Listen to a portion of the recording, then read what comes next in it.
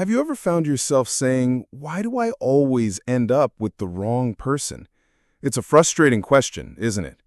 It feels like you're stuck in some kind of loop. Different faces, different names, but somehow the same pain, the same confusion, the same ache. They walk into your life looking like love, promising something new, but they leave you with that all too familiar feeling. Is it just bad luck? Are you just terrible at picking partners? Or is something deeper going on here?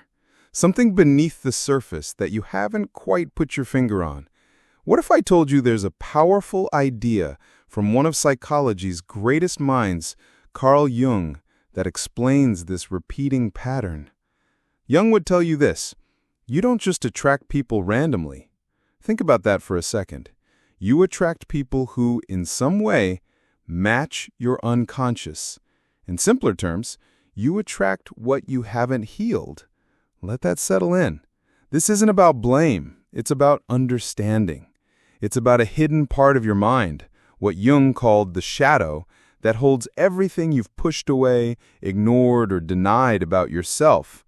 And when this part stays hidden, it secretly runs the show in your relationships.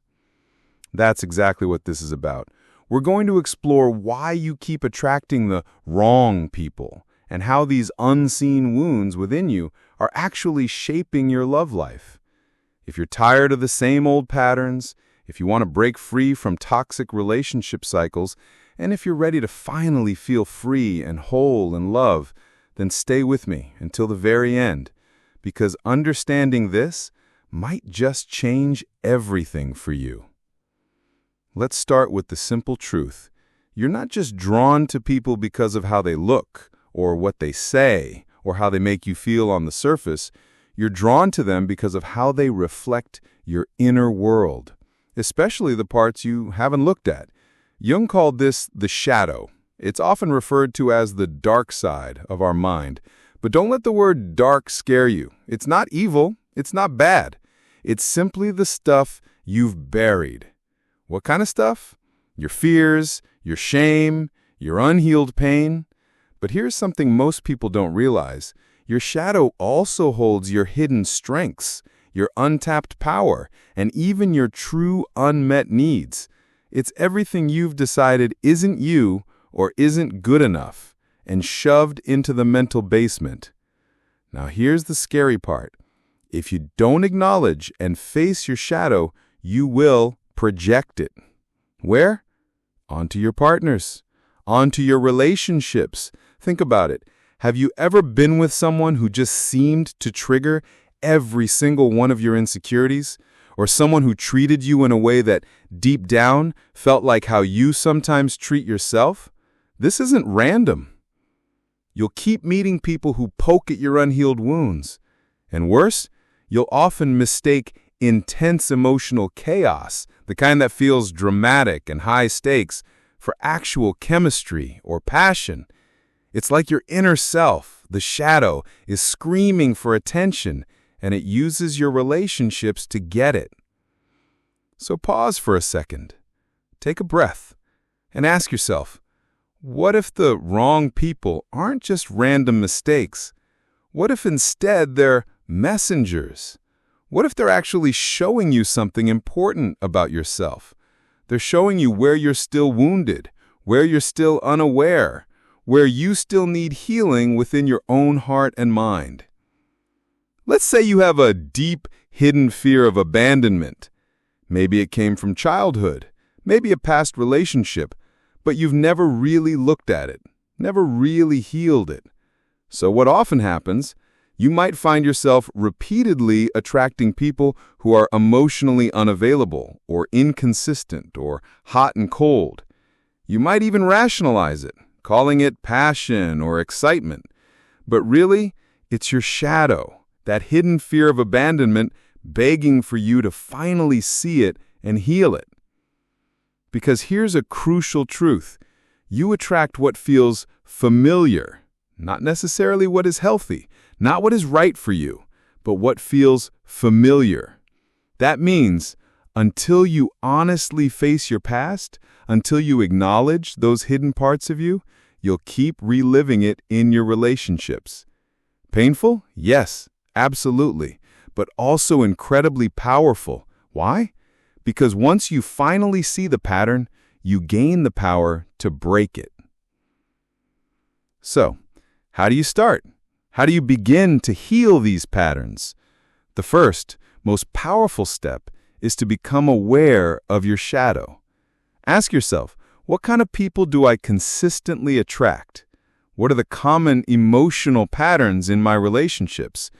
Do I feel secure or anxious? Do I tend to lose myself trying to keep someone? And then ask yourself the harder but most important question. What part of me is inviting this in?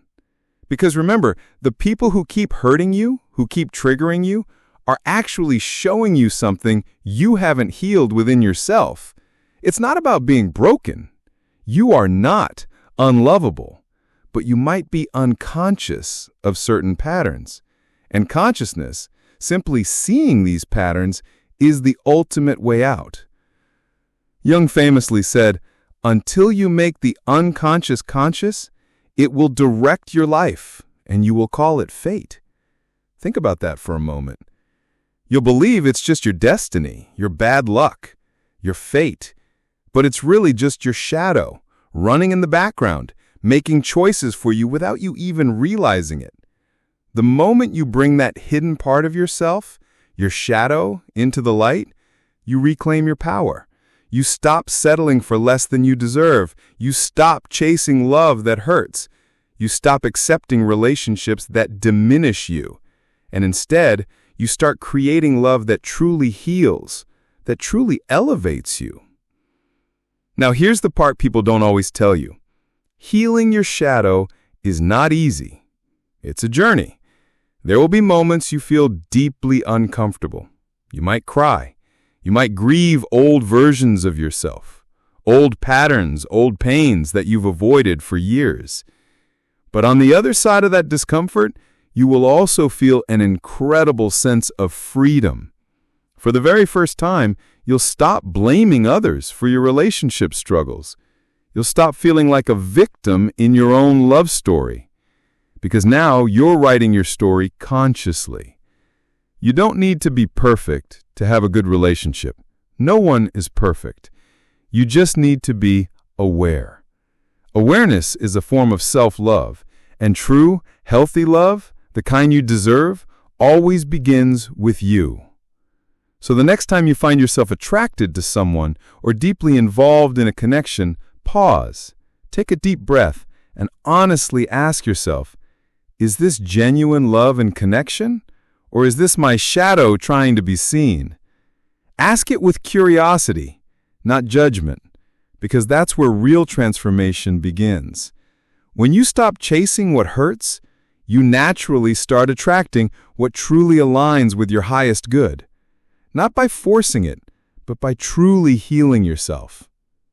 If this deep dive into Jung's shadow made you reflect, if something clicked inside you, if you felt truly seen in these words, then you are ready to become the kind of person who naturally attracts the love and relationships you've been searching for.